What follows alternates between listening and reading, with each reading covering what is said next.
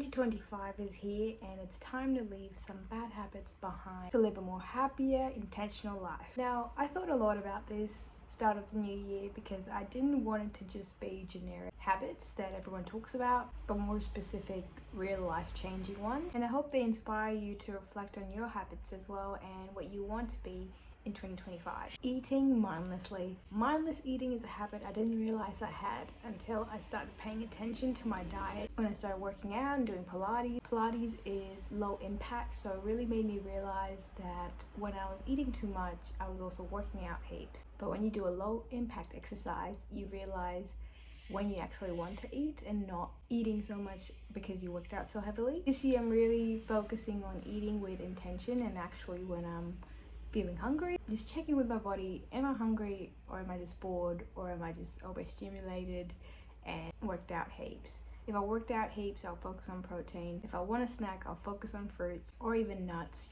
and they fill you up so much. And that's been a new habit that I've been really enjoying. Another one is avoiding difficult conversations. In the past, I have dodged addressing issues in relationships because I didn't want to upset anyone or cause a bit of friction in the friendship or relationship. But I've learned that avoiding conflict only stresses out the relationship more because you have underlying issues and creates more tension over a long period of time. Now I want to approach tough conversations head on with honesty and empathy, and I'm trying to incorporate that in the way I communicate. I'm trying to remind myself that being direct is a sign of respect for both myself and the other person, and appreciating the relationship enough to fix it. Clarity builds stronger connections. Now, the next one is a big one for me because I've always been an overachiever and I always have high standards for myself. But this year I said I want to be in my soft girl era, and that is to say I'm not glorifying hustle culture this year. Rest was always like I'm wasting time or I'm lazy. In 2025, I'm prioritizing rest and recovery because I have been just at full speed all these years and I had so much to accomplish, like my uni, getting over some really heavy stuff, being away from family, surviving in Australia. But now that everything's kind of in its place, I think I can have a rest year this year. Still doing the stuff that I love creatively, like posting every day on YouTube. I've published my book recently. I'm learning to take breaks without guilt and reminding myself that me comparing myself to someone else who's working really hard has nothing to do with each other. Everyone has their own life, everyone has their own path, and my path right now demands rest and recovery. And I keep reminding myself that it will fuel my creativity, inspiration, productivity in the and joy. Schedule in time to do absolutely nothing after maybe you've been in the office or cleaned up the whole house, hung out with friends.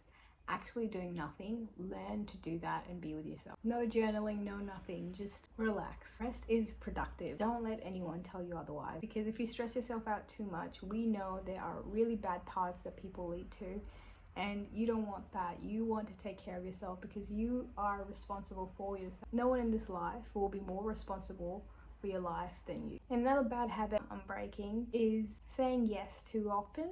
Now that can be a good thing. I've had last year where I said yes to pretty much everything and I had created so many memories, but that also led to my burnout. Taking on extra tasks, social plans, or even small favors. I've realized that overcommitting is really saying no to myself and yes to others. That is valuing other people's energy and time and not mine. And also saying no when something isn't for me, when I want to make the most of my life and that's not going to contribute to that. I pause before responding to any request.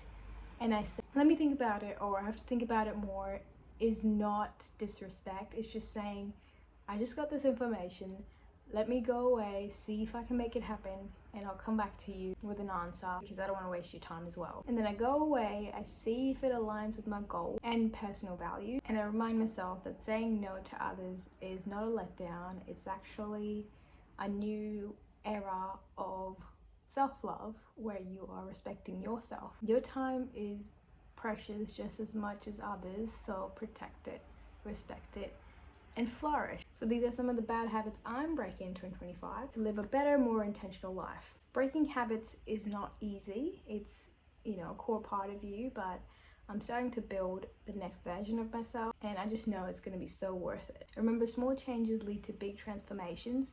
especially if it's in yourself. That's the best outcome. Let me know in the comments what habits are you breaking or incorporating this year. I hope you're enjoying these self-development type videos I'm doing recently, and check back again tomorrow because I'm posting every day on here, and I'll see you next time.